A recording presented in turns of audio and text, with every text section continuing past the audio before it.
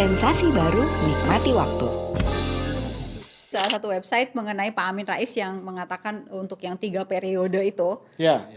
ini nih, Nah, soal isu Jokowi bisa terpilih 3 periode, bisa sampai ke sini emang tujuannya bikin Demokrat versi KLB itu untuk ngegolin ini? jadi yang pertama begini saya lihat ya.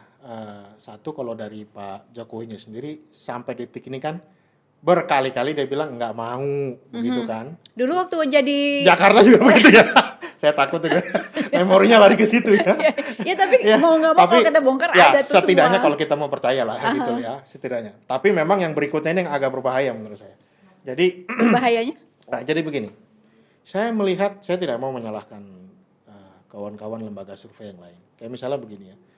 Saya melihat kok misalnya di beberapa survei, kenapa masih perlu memasukkan nama Pak Jokowi sebagai salah satu calon? Itu buat Padahal kan saya, sebetulnya, ya kan secara konstitusi kan udah cukup 2 kali, kenapa Iya. lagi dimasukkan? Nah kemudian yang kedua, Itu test the water mungkin. ya begitu, ya nggak tahu di tujuannya apa ya, tapi yang jelas, atau yang kedua begini, ada semacam godaan, atau yang lebih kerasnya lagi provokasi, seakan-akan tidak ada yang bisa mengalahkan Pak Prabowo lagi kecuali Pak Jokowi gitu loh. Nah, tadi kan saya katakan tadi tuh, ini oke. mantan pemilihnya Pak Jokowi ini masih tersebar kemana-mana, terpecah-pecah lah begitu lah ya. Iya. Ada yang ke Ganjar, ada yang bahkan sekarang sudah ada yang ke Prabowo juga, mungkin antara 10 sampai 15% kan begitu. Ada yang ke Ganjar, ada yang ke Ridwan Kamil, ada yang kemana-mana macam-macam, ada yang ke Mbak Risma begitu ya, ke Bu Risma, tapi semuanya belum ke satu tokoh. Nah, ada godaan ide, godaan wacana begitu sekarang nih saya lihat. Dalam tanda kutip mungkin bisa jadi provokasi. Yang itu bisa jadi tidak berasal dari Pak Jokowi secara langsung. Iya. Tetapi ada itu godaan yang mengatakan bahwa wah kalau nggak Pak Jokowi lagi kayaknya bakal kalah nih. Nah, begitu. Itu yang saya lihat. Jadi mungkin ya karena beliau tokoh politik. Kalau saya kan melihatnya dari sisi persepsi aja nih, permukaan. Saya tidak tahu apakah dia Ada bisa nggak yang menyebutkan mengendorse langsung begitu. Tapi Iya. kan itu butuh effort yang luar biasa sekali. Dan Oke.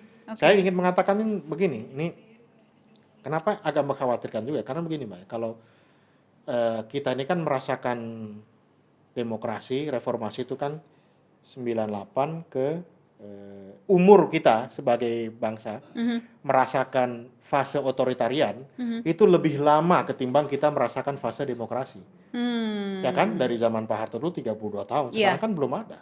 Iya. Belum lebih dari itu. Nah, jadi kadang-kadang yang buat saya sendiri sebagai sebagai dulu aktivis mahasiswa juga, saya jadi agak khawatir nih.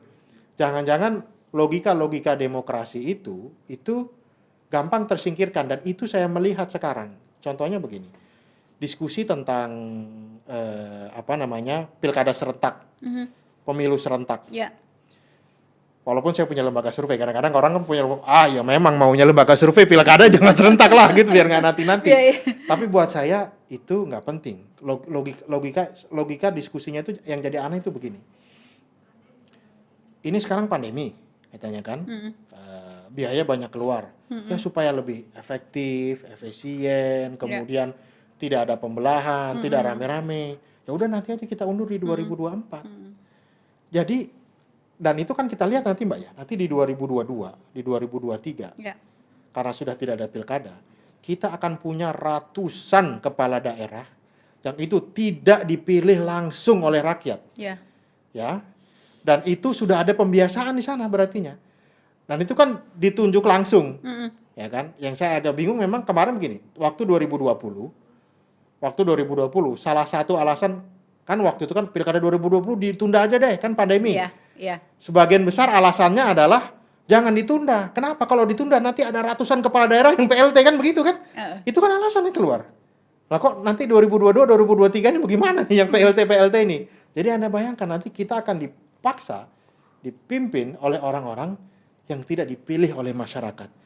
Oke. Dan kalau itu keterusan mengkhawatirkan bagaimana?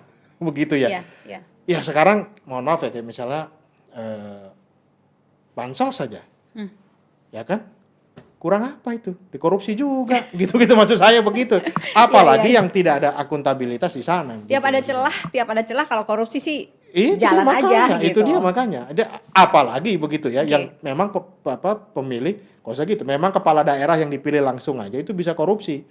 Anda bayangkan kalau yang tidak dipilih secara langsung, yang dia gitu tidak merasa melekat langsung dengan rakyat, dia nggak ada istilah nggak perlu malu ke rakyat, dia cukup perlu malu dengan yang menunjuk dia kan. Anda bayangkan itu apa yang terjadi nanti begitu. Oke.